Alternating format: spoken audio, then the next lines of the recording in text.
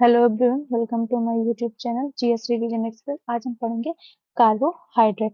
तो चलिए देखते हैं कार्बोहाइड्रेट्स होते क्या है ना।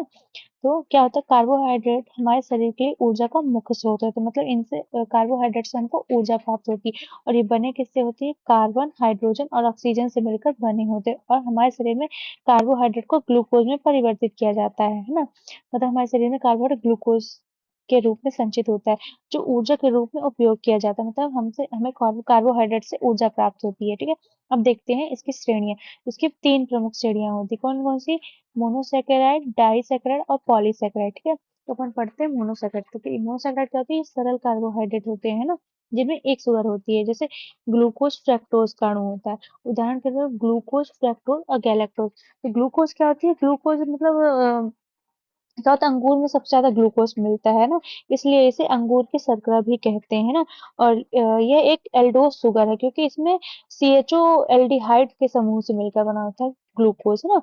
तो ग्लूकोज क्या है? मोनोसैकेराइड होता है ना।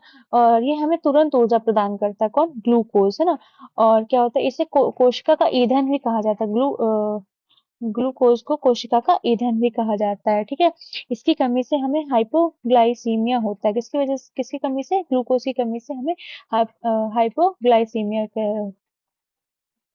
की बीमारी होती है। ठीक है, ठीक है। अब फ्रक्टोज, अपन जानते हैं अब फ्रक्टोज क्या होता है? ये क्या होता है? सबसे मीठी प्राकृतिक शर्करा होती है। मतलब फ्रक्टोज जो होता है, ये सबसे मीठी प्राकृतिक शर्करा होती है।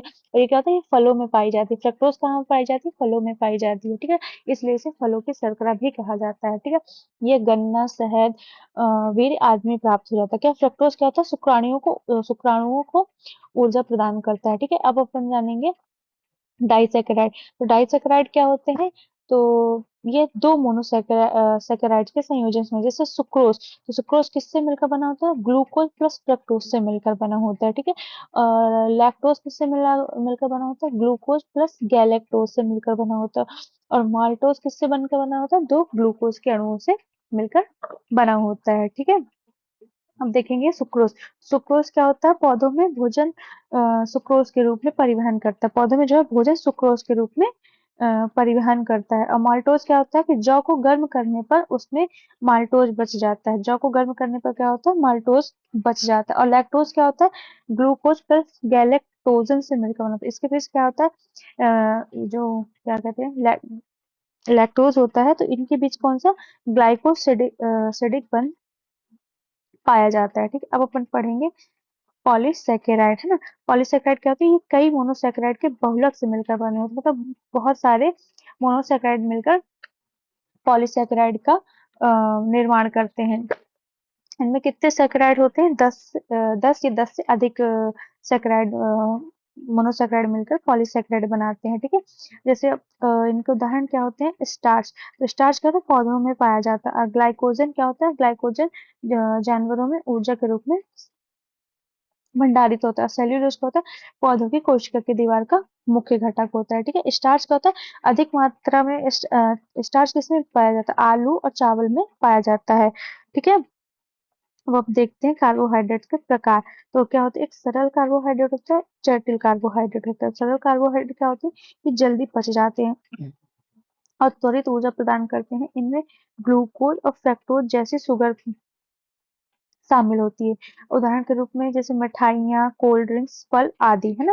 और जटिल कार्बोहाइड्रेट्स क्या होते हैं? ये धीरे धीरे पचते हैं। ठीक है, और लंबे समय तक हमें ऊर्जा प्रदान करते हैं। इनमें फाइबर और स्टार्च शामिल होता है। उदाहरण के रूप में जैसे अनाज, दाल, सब्जियां, मक्का आदि, है ना। तो अब इसकी भूमिका क्या होती है ना, कार्बोहाइड्रेट की। तो क्या ऊर्जा का स्रोत होता है? ये शरीर और मस्तिष्क के लिए ऊर्जा का स्रोत होता है।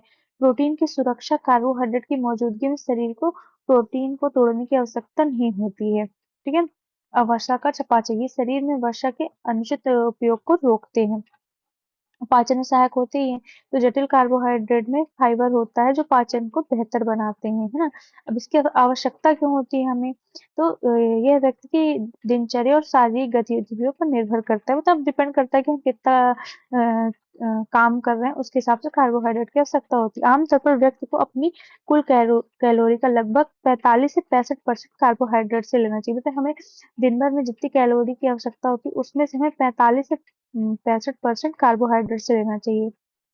अब इससे जुड़े रोग क्या होते हैं? तो मधुमेह, अधिक शुगर वाले कार्बोहाइड्रेट के सेवन से इंसुलिन का प्रभाव कम हो जाता है ना? तो क्या इंसुलिन हमारे शरीर से कम निकलने लगता है, जिसकी वजह से हमें डायबिटीज़ हो जाती है। मोटापा, अधिक कार्बोहाइड्रेट के सेवन से शरीर में क्या वसा के रूप में जमने लगता है। अब इसके स्रोत जानते हैं, सरल कार्बोहाइड्रेट के स्रोत क्या हैं? जैसे फल, चीनी, शहद आदि होते हैं और जटिल कार्बोहाइड्रेट्स क्या होते हैं? साबुत अनाज, दालें, सब्जियां, आलू आदि। Thank you everyone.